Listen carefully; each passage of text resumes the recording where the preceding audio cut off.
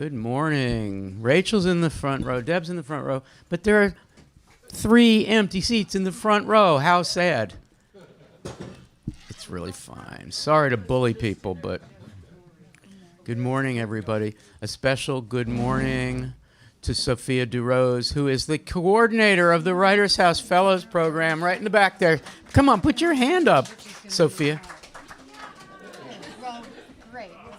Sophia DeRose is, aside from coordinating, organized our brunch. Thank you. Hope you enjoyed it, and we'll continue to enjoy it because it'll be there. And Sophia is also going to be watching the chat in the YouTube live stream.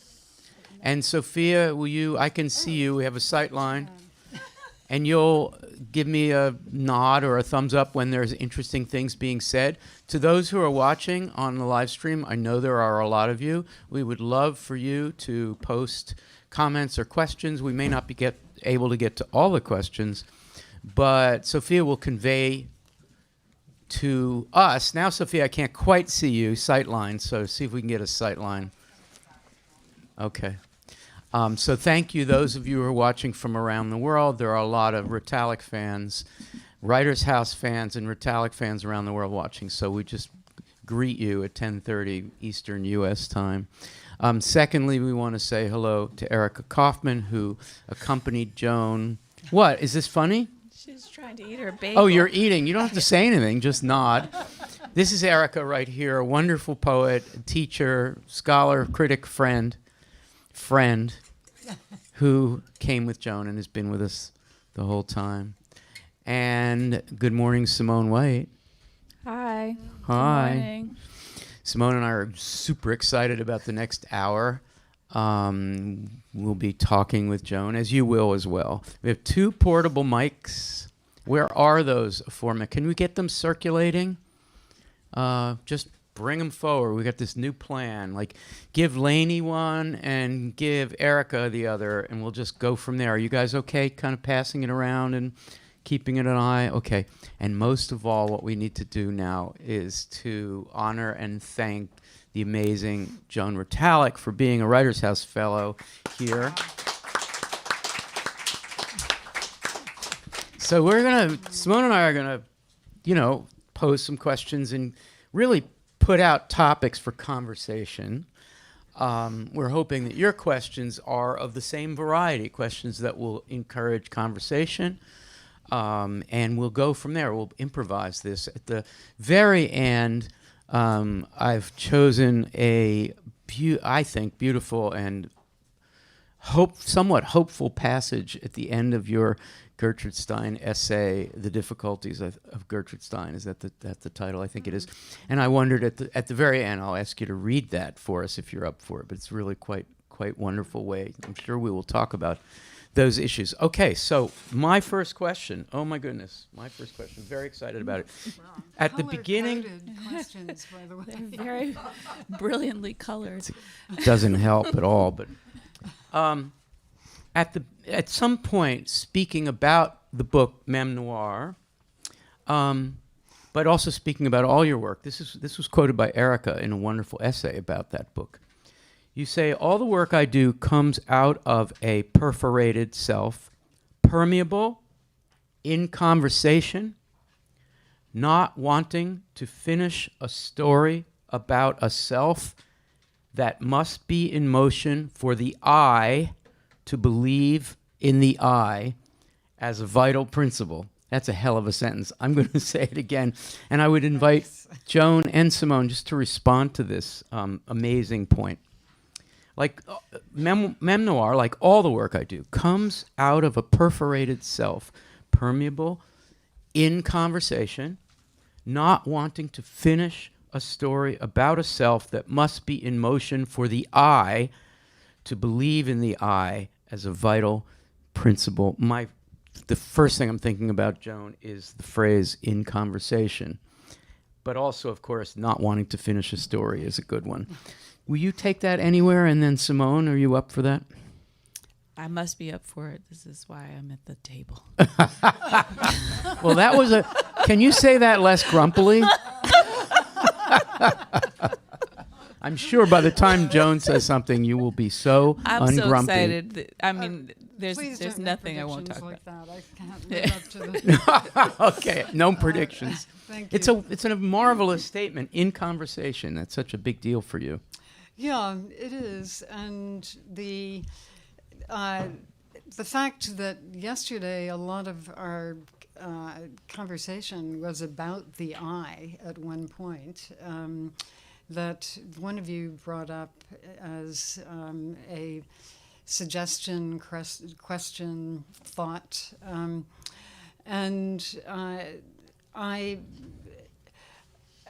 think this really fits into the way we were talking about it, which has to do with actually the motion of the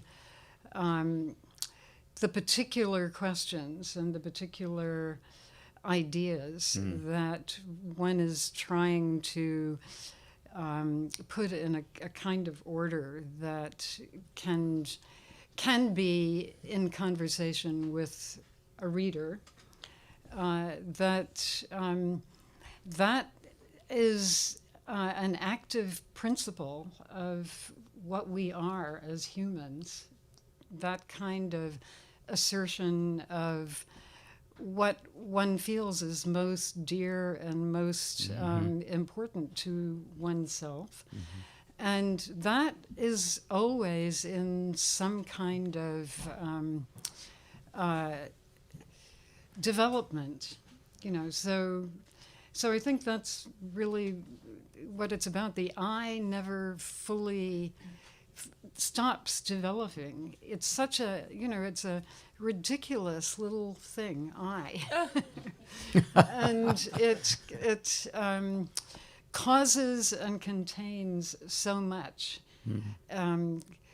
Very, very troublemaking often, and but also the avowal of oneself feeling connected to what we are trying to say and what we need in response, one way or another. So Not wanting to finish the story of the I that stops, or to use the phrase used for Stein, the I in the contemporary is always on the way, right? Yeah, and the thought of a frozen I at the very end, thus spaketh I, is frightening. But yet it's most of literature. Well, a lot of that literature has a lot more to recommend itself than the place of the I. Okay, that was a very sweet way of. I was inviting grumpiness, and it didn't stick, which is great. Oh, well, I thank you for thinking that. Okay, Simone, what are you thinking? Could you repeat the last part of the sentence, Yeah. which has It's quite a for the sentence. It's for the I to believe? What did in we say the I. modifier was? Retallacian? Oh, Retallacian. oh, I thought It's it a was- Retallacian sentence. Oh, you have a better one? Yeah, no. Retallac-esque. It's a real Retallac-esque sentence. Yeah. Not wanting to finish a story about a self that must be in motion for the I to believe in the I as a vital principle. I'm really interested, Joan, in the must and the believe and principle parts of that sentence, that long, complicated sentence. And I wonder if you might begin to talk a little bit about, this is maybe a great way for us to start to think about poetics and the ways in which one must or have belief, or are you following this line of thinking? Because so often when we think about your work, the first impulse, I think, for people reading is to imagine that there's a kind of eradication of an I or a self. And that's not exactly what's happening. It's a different motion. And maybe you could say something about that. Yeah. Well, the fact is that every word that I put down on a page that lasts after I look it over again is something that I do believe in as a word that belongs on that page. I mean, just, sort of micro by micro thought experiment in a sense. And in a way, the choice of the smallest word is a kind of an experiment. It affects the grammar around it and so on. And I have to believe that the word, whether it be I or anything else, is in some way contributing to what I am very intensely trying to say, and of course, why am I trying to say something that is such a bother? It takes a long time to get through a phrase sometimes, or a whole sentence, and then, to put them together. It's sometimes it feels like an emergency, if it has to do with catastrophe and racism, and that is, I think, a perpetual, very sadly, perpetual emergency.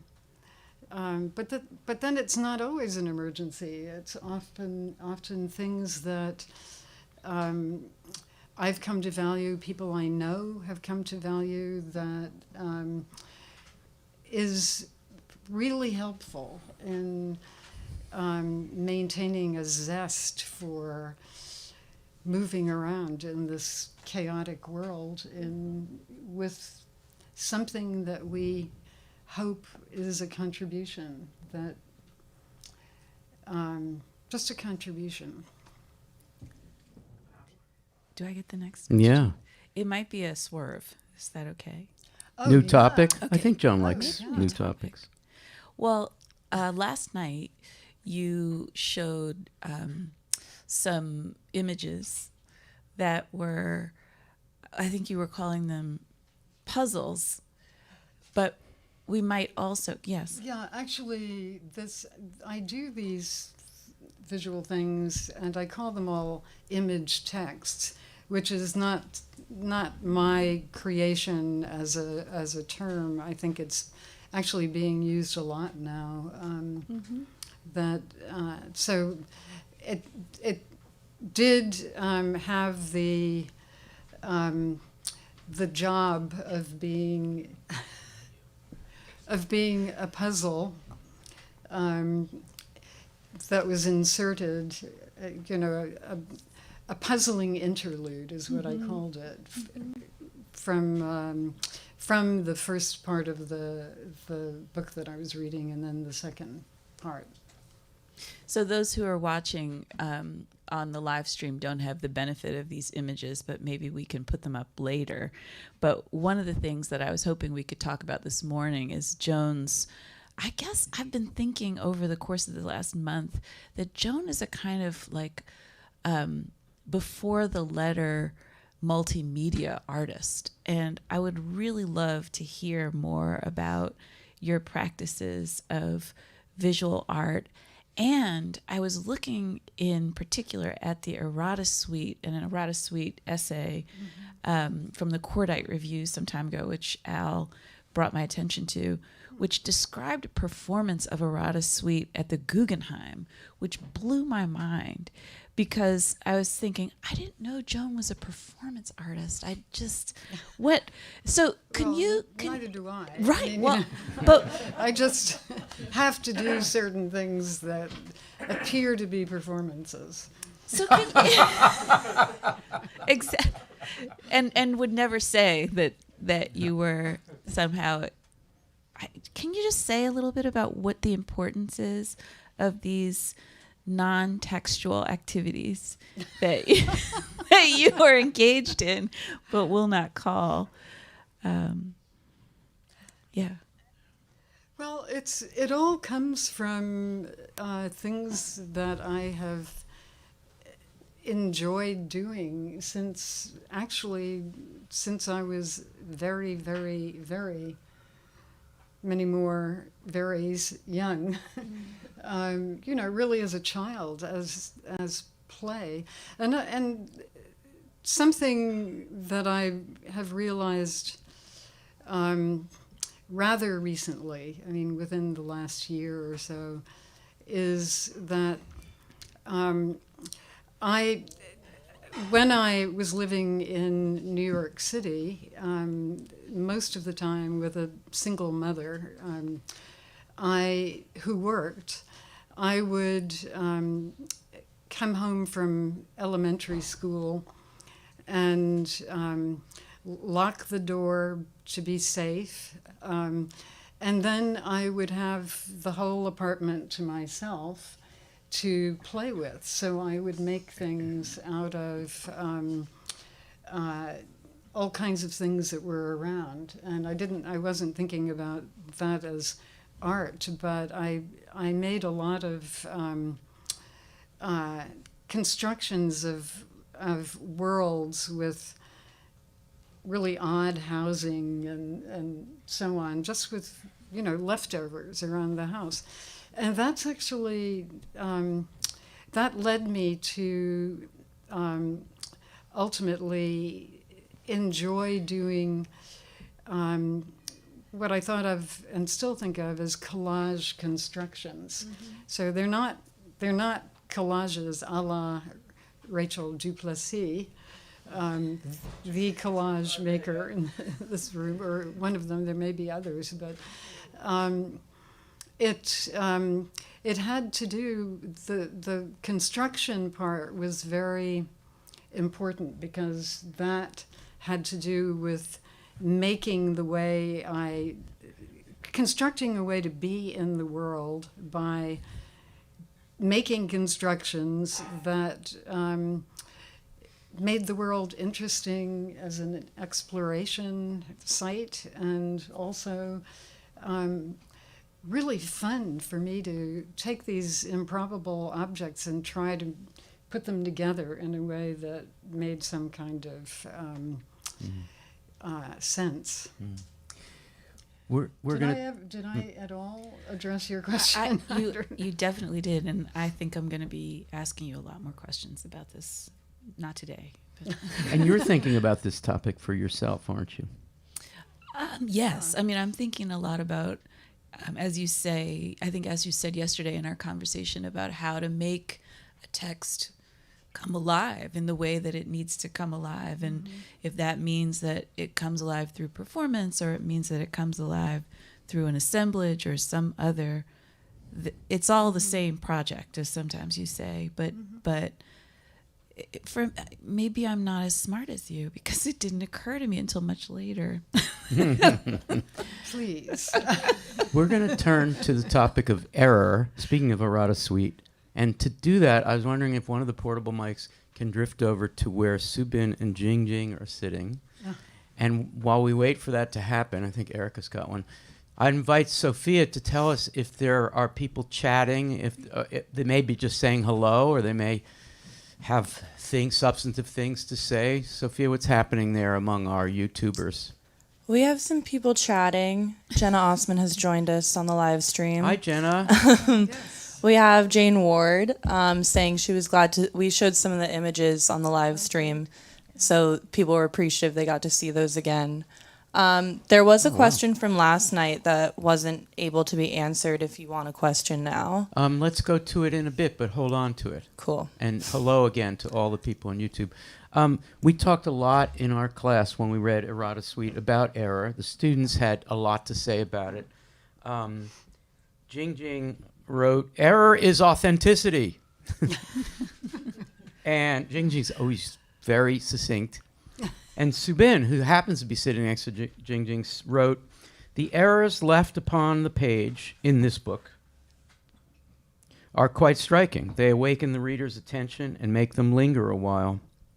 I am reminded of the tendency of errors to heighten our senses. For example, social media posts with blatant errors are generally engaged with by many more people. I don't know if that's good or bad, but so I wonder, you have the mic. Would you, what I'm going to do is introduce one particular passage of Errata Suite and ask Joan and Simone to respond to it. But would you say more about the experience of our reading Errata Suite and the whole issue of error and what it made you think that was new and different? Jing Jing, you want to start? Good morning. Good morning, all. So I suppose as a class, our experience of reading Errata Suite was... Wait, is this thing on? Yes, it is. You're good. Is it not on? I don't think it Okay, is. push the thing. Okay, try now. So we were trying to Difference. get... So at first, it took some getting used to, because I suppose most of the text we read at this fine institution of the University of Pennsylvania are very straightforward, error-free, straight to the point. But with Errata Suite, it really challenged us to take time to kind of imagine the meaning of the text for ourselves and try to connect the dots into a pattern that would have meaning for us and to connect with each other and just further reflect on our experiences reading and learning language. Beautiful. Well done, Jing Jing. Cold call. And Subin?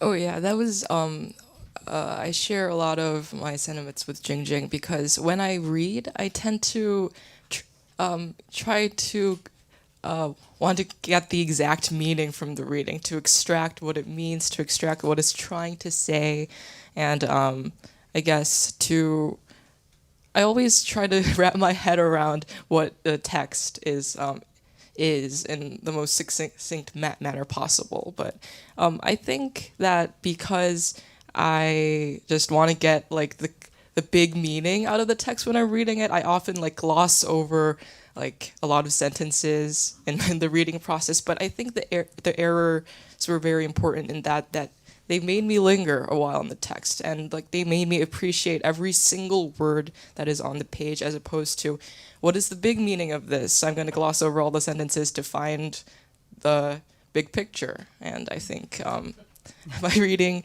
experience was very liberated by the errors on the page. Snaps for these two. That's so great. Thank you both. And you didn't know that was coming. So, Joan, the question, and also for Simone, and I think, Erica, will you get a mic? I'd love for you to comment on this question of error. It's the passage, Joan, that begins, courage to err. Will you say the page? Yeah, it's page 36, courage to err. And I'm just going to read the first two lines, but really I want to ask you about courage. Or really, and also Simone and Erica. Courage to err, E-R-R. How do we like to pronounce that? Err. Err. I think it's up for grabs. Okay. In the spirit of this thing, too. Courage to err. And guess is capitalized, and so is mess. Courage to err, and guess that mess. For read through authors' deranged chronologies, and chronologies is spelled wrong, for tasta, alphabeta, for even were earth's inner discontent assuage, she wrote to end catastrophe. There's more, but I wonder if, Joan, would you tell us what, is there courage in error? And if so, what does it mean and what can it do? Well, I think in a very simple sense, it often takes courage to acknowledge error, and even to notice it. Really? Yeah. To care about a text or a fragment of a text at that level of taking it seriously. the Errata Suite as a project for me and a book where I would actually sit at my computer and pretend that it was a harpsichord or something, and that every word that I was typing had its own musicality. And that really had to do with the fact that I was writing the entire piece and actually doing all of the things I had to do to put together chance operations to pluck from my library a particular page of a book and particular lines that actually were full of a supply of things that could be taken as errors. Errors of thinking as well as errors of stating. Yeah. And that was all for John Cage, who had recently died quite unexpectedly. I had been working very closely with him with the interviews that, actually they weren't interviews, they were conversations that we were recording. And I feel that error is very close to let me say, to value error as something that we notice and then think about is very close to John Cage's feelings about chance and what he turned into, in his words, chance operations that he also connected with nature. The things that happen, the mutations, those things that are chance encounters between and among the various elements of nature, and that actually affect how the continuing of nature goes on. I mean, it's very fundamental as part of what's making things the way they are. So I really conflate, in a sense, error and chance. And I think what makes them of importance is merely our noticing them. And noticing is the most fundamental thing we can do in order to be connected with anything. You know, this room, that floor, I mean, anything. Not noticing is a really risky habit. It's the thing that Subin was saying, taught, and Jingjing too, taught to read a certain way, to pass over or ignore the stuff you don't quite get or isn't clear enough. That's the very thing you're trying to encourage us not to do. Simone, I guess that mess, since Joan has been teaching us, we've been doing this the last 5 weeks, mess stands in for the complexity, the chaos of the contemporary world, our contemporariness. Guess that mess is such a beautiful phrase in the context of the courage to err. What are your thoughts about this? And then we'll go to Erica. And then can we get Julia Block a mic? Because I'd love to hear Julia on this topic. Can I quickly acknowledge Please. Samuel Beckett? Yes. With regard to mess, because that was a key term for him, and that's where I got it. Yeah. I was looking at your essay on Stein this morning, where you actually quote the line from Samuel Beckett, and the other operative word is chaos, right? So, but I was just sitting here thinking, as I was listening to you, that there's a sort of there's a play between skepticism and energy in the problem that you're describing that I think is really amazing, because the courageous part is to attempt to be like nature rather than control it, right? And Wow. that it seems like that's the thing about your work that makes it feel so magical sometimes. That's all I can say. I think, love just- that. That's poetics. Erica and then Julia, what are your thoughts about this?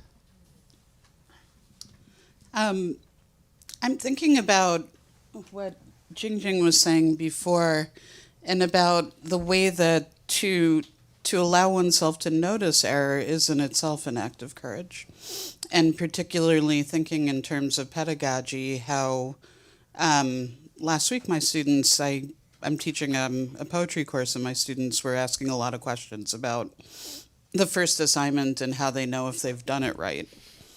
And it strikes me that this is a moment. Wait, this is a question that students at Bard College ask? Oh, I yeah. never knew such a thing. So, and the assignment's to write a poem. So it's a really interesting moment to have a conversation around exactly the kinds of things that Joan inspires us to think about and talk about, as far as the importance of error and the importance of challenging oneself to enter into territory where we're using language without knowing whether or not it's going to be correct, and how that's not actually the point, and that's not what's important. What's important is the level of noticing that it takes to allow, thinking to happen on the page in that way. Beautiful. Thank you. Julia, and then Simone, I'm sure, has a bunch of questions. Pick one of those for Joan, and then we'll open it out to our audience here and to the webcasters. I'm just really struck by how this conversation began by talking about the I. And one of the most recent things you just said is that noticing is a way of connecting. And I think the contrast between thinking about the I and thinking about connecting is sometimes feels obvious and sometimes not. It does feel like a constant tension and something that we're constantly fascinated by. This is obviously also the idea of poetics, which is such an important part of your work. But in terms of error and maybe even chance, I'd love to hear your thoughts about the connection between the I and connectivity, or what happens in that dynamic interchange or interplay, especially around noticing. I'm thinking also about what you said last night about grammar as a way of connecting, or a way of I'm not sure if you used the word aliveness, but that's kind of the word that I came away with, which to me also seems to be about connecting. Well, I'm thinking at the moment about noticing, which is also a means of, or it's an act of attention, and it's and its relationship to poesis, because noticing, in a sense, is a form of poesis that we engage in just, throughout the day, noticing something that is some part of the sidewalk that you suddenly see cracks in that look really interesting. In other words, you've noticed the aesthetic presence in that thing that you're actually navigating with your feet, just walking on it. And I think with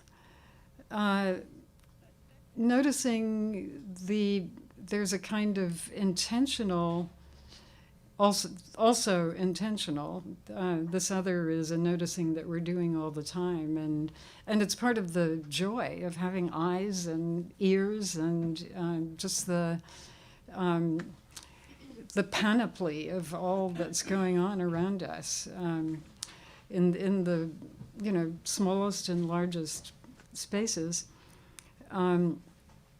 That one could say, first comes the noticing, then comes the poesis. And the poesis is the making of what we have noticed into something of importance. And it doesn't have to be, gravely important. It's just something that we spend a little time appreciating or finding irritating, whatever it may be. And that's exactly, I think, what the making of art is about. And, well, you do know. Noticing is making. Let's go to Ambrose. Giving me Ambrose wants to say something, but let's keep thinking about that. Simone, you have a question for Joan, and then we'll go to Ambrose, and then we'll open it wide up, and we'll get the question that Sophia had from people watching. Simone? Well, now I feel that my question is less interesting than Ambrose's, but How do you even know what Ambrose is? Okay. Okay. Good morning, Ambrose. Hi, good morning. Good morning. Hello there. No, my question, I had the question and then Joan went into my brain and received the question and then answered it How did that happen? as I was thinking it, because I was thinking about this idea of making. And when we were at dinner last night, folks were going around the table saying, I make poems. And I kept hearing that, and I was noticing that. And then Simone said something about making the text come alive, and I was thinking about that making, and I was thinking about Joan's sort of disinterest in performance, but wondering if there is some performative thing that happens in the making of a poem, and maybe that performance is noticing. Is that Yeah. maybe we can think together. I don't know. But then I felt like you sort of answered it, so that's why. No, but I mean, you're adding another perspective that I think is absolutely what goes on. Yes. Are there other elements in the making? Well, yeah, lots of elements in the making. I mean, and this is getting a little abstract, because making what exactly? The various elements will vary depending on the material that we're working with, directly, or just thinking about and responding to, with our eyes, our ears. So it's, it's, to me, it's, and actually John Dewey would say this is what is about being a living being. And it's why, actually, his book, Art as Experience, and I had mentioned this before with most of you, actually, in the room, but his book, Art as Experience, begins with a brilliant, really inspiring essay that has the book title, Art as Experience. And it's really about how not noticing can lead to death, literally, because he's always thinking about the human as one of the animals out there, part of nature. And we're all needing to notice, no matter, the little ant that actually is picking up how you're advancing toward it and is already changing its trajectory. I mean, it's everywhere. And it's a means of survival for many species. One hopes the ant gets pleasure from noticing too, but we have this, we do know that we have this ability to get an immense pleasure out of these things, and the making is really taking advantage of how we can actually play with these things, and just as we did as children, as really having that tactile, pleasure. A friendly amendment to performance includes, as part of performance, pedagogy, which is to say something Joan does without being a pedagogue, which is to shift the attention, using a word like make, causes us all to realize that Deweyan concept that living is noticing. And you said a few minutes ago that noticing is making in the poesis sense. So she's teaching us to widen our sense of noticing to include living as making in an art sense. Holy shit. That's no, that like you're teaching all the time. Good summary. Simone. Okay, I can now Simone. ask a question. So I would like to ask about some more messy stuff, which is I was looking at, can I read a phrase of yours? Which is this from also the Stein essay. You cannot let what is going on in your daily life enter without rupturing the form, which I just thought was such an amazing way of thinking about your idea of how unintelligibility and unprecedented forms work that there's a sense that what is happening in this moment, in the contemporary, is really never truly understood. And so in order to work in the now, and as an artist to work in the now, there has to be attention to what's happening every day in your life, ordinary things. And it felt extraordinary that this was the way you were thinking about it, that there was something about the errors, the ordinary, that is allowed into your work and that you think is necessary. Can you say a little bit more about contemporaneity and unintelligibility? Contemporaneity. Is that a Well, real it's word? where we are. Yes. And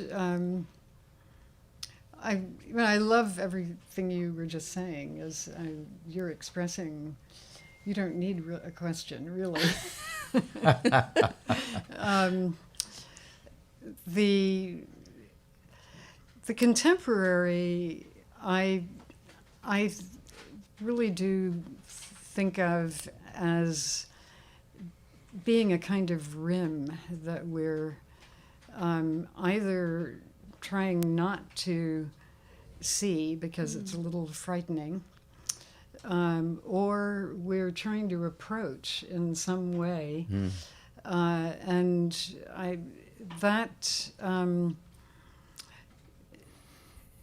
in terms of poetry, poetics, I think is a very exciting position to be in, on the edge of the next thing that's going to happen. I mean, I can pause and we've already gone over the rim, and I actually, so this is an indirect response in a sense. I think about the work of many poets, one of them being Tina Dara, whom we're going to do later on today, a poem talk on. And now I'm using a phrase that is a gift from Leslie Scalapino, which is writing on rim. And I think that is just a beautiful beckoning. And that incorporates everything we've been talking about, the noticing and the making. Let's turn to you. We have two portable mics floating around out there. We have a lot of really interesting people with interesting questions. And who would like to go next? Oh, my goodness. While you're waiting, Sophia, tell us. Oh, Jack's got one in the front row. Sophia, while Jack's teeing up, just put into the record the question, one or two questions that our people watching on YouTube are posing, just so they're out there. Well, last night we had a question that I think relates to our conversation about care. And the question was, posed by Steve Benson. And he said, Wow. yeah, Hey, Steve. Up in Maine, probably. I noticed repeatedly a deliberacy of responsibility. How or within what limits do you attend to your own responsibility? Wow. Was love the that question. And the conversation about care, I think, was in class yesterday. Yes, that's what I meant, Right, sorry. right, which is a really important topic. All right, let's all remember Steve's question and go to Jack's, and we'll sort of mix it all in. Hi, Jack. Good morning. How are you? So you opened the panel with talking about in conversation, okay?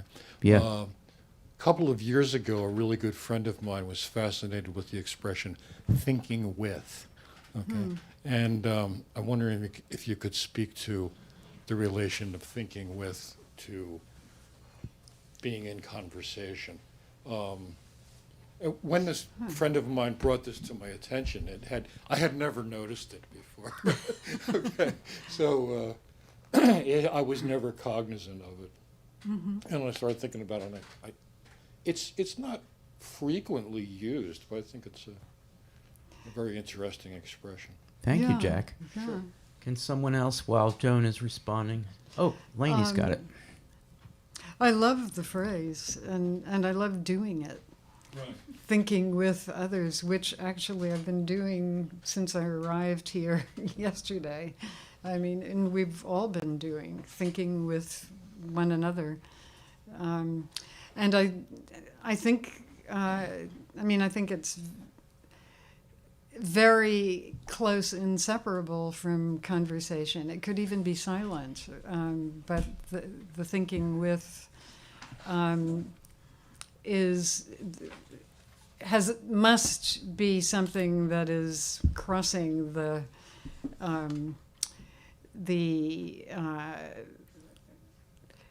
barrier between two human beings that can only be. I mean, it can be crossed in many ways, but I immediately think of the background of the word conversation, the etymology, which is con meaning with, and then verse really means turning.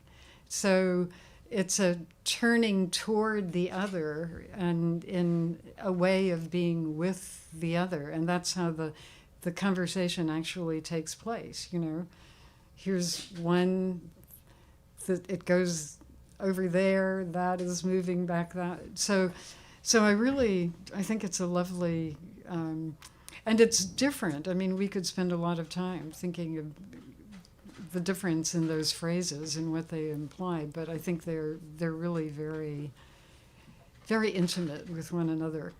Pedagogy again, Erica. Isn't teaching the best teaching turning with? Uh-huh. You know, conversation. Lainey, do you have the mic because you want? Oh, you have the mic for the community. All right. Rachel's got one. Jingjing's got one. Hi. Hello again. Hi. So just going. You're good. So just going off the theme of pedagogy, we've talked quite a bit about teaching. I was wondering, what would you suggest as a poetical approach for students to learn both inside and outside the classroom? Wow, gee. Wow. In other words, You their are whole good. life. Wow. Well, that question should really be addressed to Erica Kaufman, because Yes. she is our resident mega pedagogue, and in the best sense of pedagogue. Erica, you have the mic now. Inside and outside the classroom, Jingjing asks. That's a big and hard question, and in many Yeah, but ways, do you get the sense that it's a sincere question, and there Yeah, are probably it's- 20 it's- students in the room who are kind of waiting for this? yeah.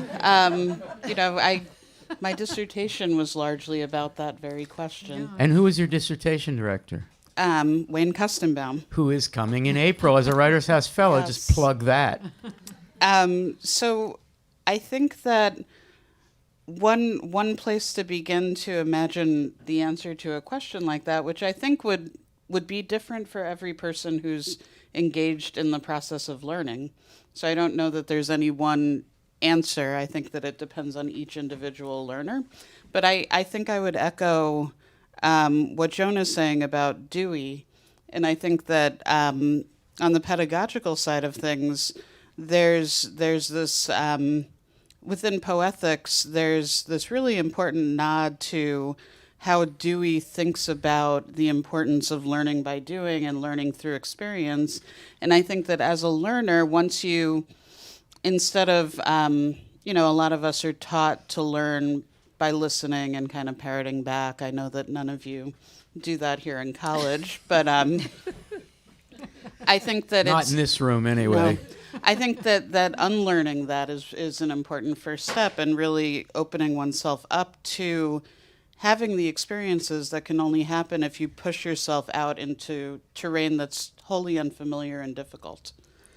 I don't know if that's a That's cop-out amazing, Erica. of an answer. Snaps and claps, because that's, and it's been recorded, Jing, so you can get it again. Let's get the mic to Rachel, and then I have this crazy idea of inviting Joan to read a short poem she read last night, and maybe we will talk about this poem. That's exciting. Okay, Rachel. This is a question and sort of an homage, which would be, I've seen poetics as a concept, critical concept, used as a kind of parking space, not an activity. Okay. That's just that's the first ploy. This has several ploys, and you can pick up whichever. This question has ploys? Has ploys or... Could you just repeat that? Yeah. Because I was riveted. I've seen... for I know. 3 seconds. Yeah, on about the how- next step. About the Yeah. next step. So. Yeah. Okay. I have seen in critical writing of various kinds, or theoretical or whatever, poetics as a concept used as a parking space. It kind of, people drive into it and they sit there and they're really happy because they've found a solution to something. Okay, and I think of that as sort of a heartfelt but kind of a bad use, because it really is an activity. And you swerve from parking there, let's say, in a kind of refusal to systematize, which one is seen all through this conversation, as in various ways, which I now probably can't find in these scattered notes, which also brings up as a side issue, Keats flies through at this moment with negative capability. I'll just put that to the side. There's parking, there's flying. There's a lot of transportation. Motion, right. Well, I think, so therefore, it seems to me that you have a lot of prosodies and rhetorics and choices and writings and poesis, but you and your scope is, in effect, you are taking on all of Western civilization. That makes the question kind of a little large, but or a little daunting for you, but pleasurable beyond belief for your readers. Okay, so I was wondering whether you could comment on threading the needle very carefully between positions and systematizing positions, because it seems that you precisely don't systematize it, and you've avoided systematizing in almost every question in various ways, but that's, but nonetheless there is stuff, activities that you're giving us, and I think that threading the needle must be very difficult. That's one ploy. Could you comment on that? Another is, how do you feel about poetics as a parking space, which is another? And then the third is just how fascinating you have prosodies and rhetorics and choices of aesthetic choices, but the refusal to systematize them is also very fascinating. So sorry for, I got it all in at once. I'm sorry about that. No, don't apologize. This balance that you're asking about, the students have been asking in class the entire time. Yep. Joan, you want to take any part of that? Rachel, I'm sure you know that I cannot give a satisfactory answer to all of that, if any. But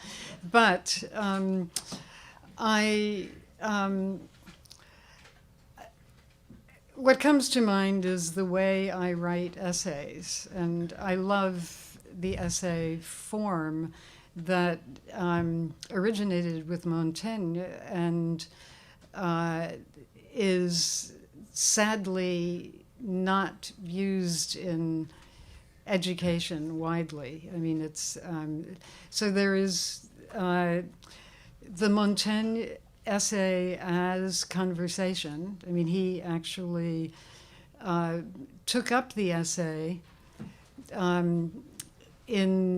as a substitute for losing a friend who had been his closest conversationalist, and he developed his form of the essay as a conversation that, like any real conversation, is developing little by little by hearing what someone is saying and then responding to that and having another thought. And in other words, it's not making an outline that has the beginning, the middle, and the end that you have to follow. So that is one systemic atrocity, as far as I'm concerned, when it comes to really wanting to think.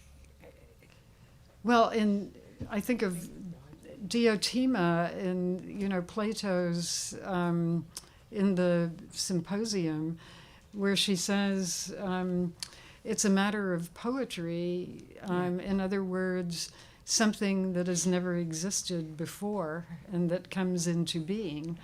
And that is the kind of essay that I write. I have the questions that I start with and so on, but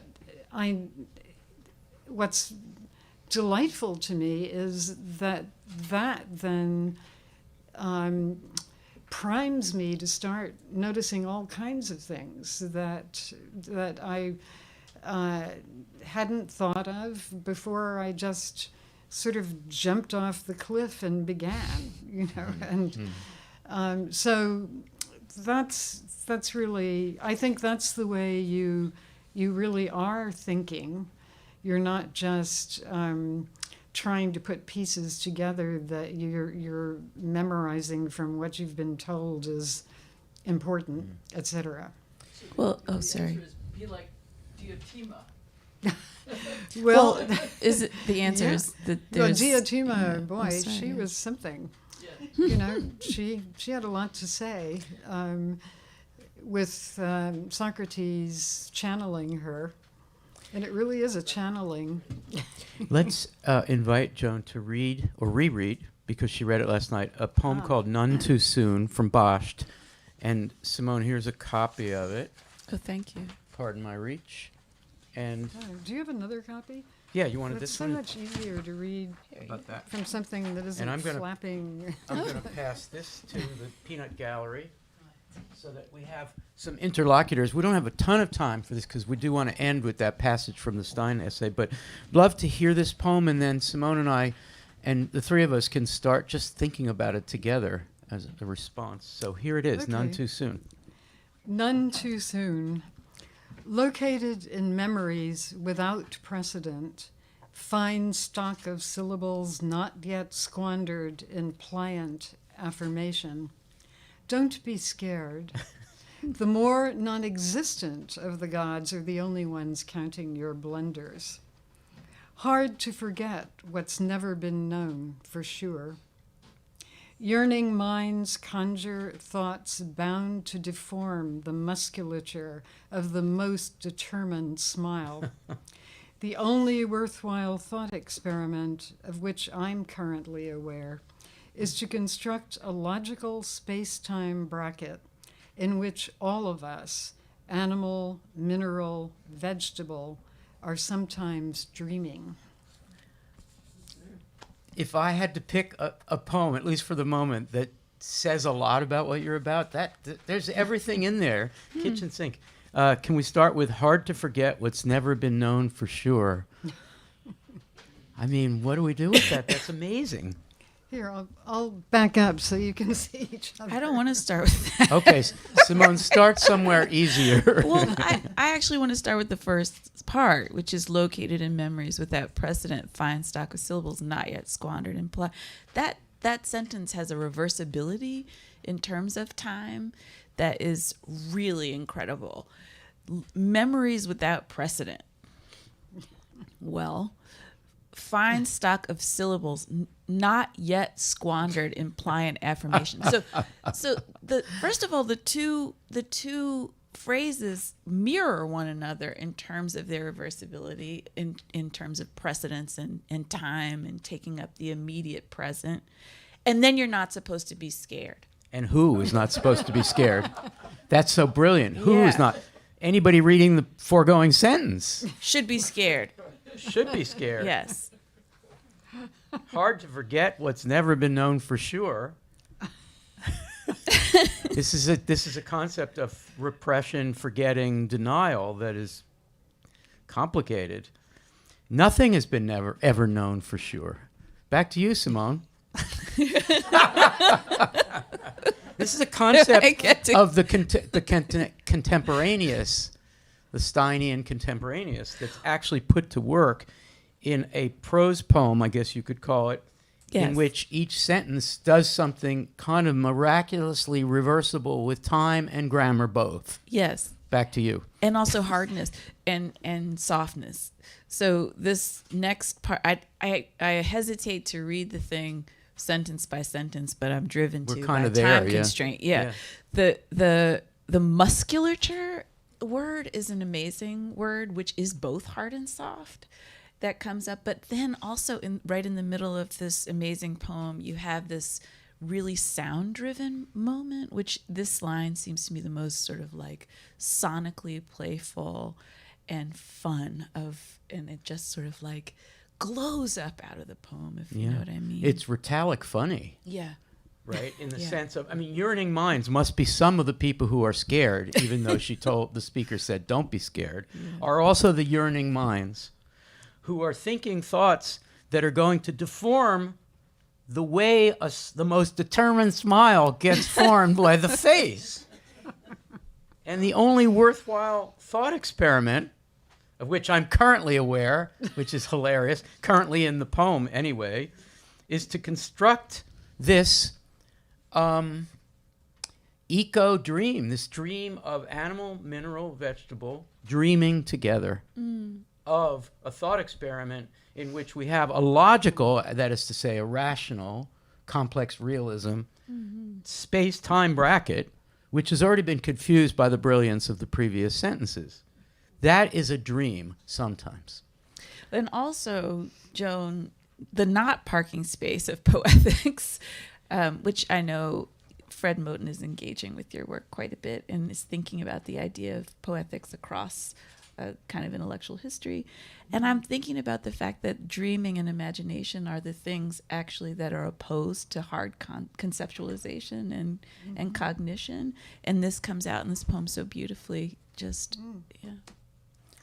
Was that fun? No, it was fun, and I really felt like I was watching a ping pong match. Because I was going back ping pong, and I love ping pongs. Simone. Ping pong. Terrible. We're gonna conclude. That's such a great poem, and it's in this book, and we have copies of this book. When we wrap up, we'll remind you about the fact that we have books for sale and so forth. But I thought it would be really great. Can you lend, I presume, a cleaner copy of Poethical Wager? Yes. I was hoping Joan would end with this wonderful ending of the essay, The Difficulties of Gertrude Stein. I would say the two last sections, including the quotes. And inside are two quotes from Stein, one of which, the composition is the thing seen by everyone living, etc., that Joan really loves to quote generally. I was thinking 170. Starting with, 170. 170. Okay. Here's This 170. section and that section to the end? Starting up there? So do I skip any of this? No, go all the way through. Oh. It's wonderful. Here's Joan Retallack, our the first whole fellow thing. of 2023. Okay, actually, let me just now. Get yourself set up. Yes. You These- float these here at the cushions writer's are house. really You dangerous, really- actually. Wait, but you like them. I do like them. But they're dangerous. They're dangerous. That's you in a nutshell. Yeah, not being the operative description. Okay. A poetical wager. For Stein to compose authentically out of one's contemporary situation is to live in the new time that one is taking part in making through the act of composition. Unavoidably, this is to some significant extent not to not know where you are going, to literally make your way with a poetics whose language leads you to see things in the changed perspective that only the present, with its new cumulus patterns, offers. But without contemporary composition, composition, twice? Composition and composition of the contemporary. Oh, composition of the contemporary. This doesn't make sense, but I'm just confessing. Maybe it makes sense to you. The living and seeing it literally makes possible. One isn't moving with integrity and vitality into the new time.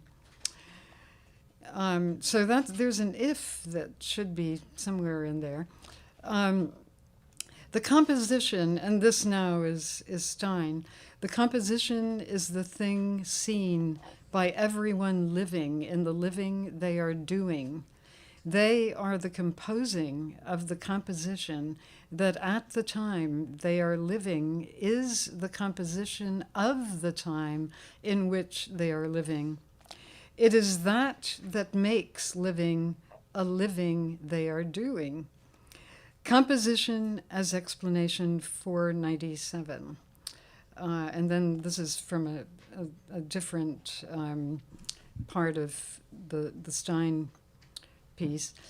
Each period of living differs from any other period of living, not in the way life is, but in the way life is conducted. And that, authentically speaking, is composition. So that's all from Composition, her brilliant lecture that she actually gave at Cambridge, or was it Oxford? It was one or the other. Both? That's right. She was on the road. She went from one to the other. Okay, so sadly, that's the end of Stein. Now we're back to Retallack. Utopia now. This may be the closest Stein comes to an avant-garde utopian vision, to actually live in one's contemporary world. If it can happen in everyday life, then it can first happen in art. But if it can happen in art, and art is a part of one's everyday life, then we are living courageously in our time. It's funny, almost too funny for words, but not quite. I have often admired her courage in having ordered 3, but she was right. Of course she was right. About this there can be no manner of doubt.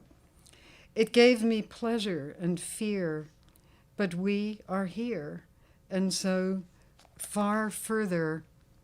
It has just come to me now to mention this, and I do it It is to be remarked that the sun sets when the sun sets, and that the moon rises when the moon rises. Joan Retallack, From, everyone. I'm sorry. That's no, from Stanzas that in last Meditation. one is, yes, it's from Stanzas in Meditation by... Thank you, Joan. Joan Retallack. Thank you. Thank you to everyone watching, and Paul and Zach for doing the tech, Erica for coming to hang out with us, Simone, pal, partner, thank you so much. This was great. One more time, let's thank Joan for hanging out with us the last 2 days as a Writers House Fellow. We have copies of Joan's books. Joan will stay here for a little while. Please greet her. We are also, and she'll inscribe your book if you like. We have plenty of brunch left. And also, a group of us are going into the studio sometime in the next couple of hours to do a poem talk about Tina Dara. And if you want to witness that, we'd love for you to do so. So just talk to us about the timing. We'd love for you to be part of that if you want. Thank you all for coming, and we'll see you very soon at the Writers' House.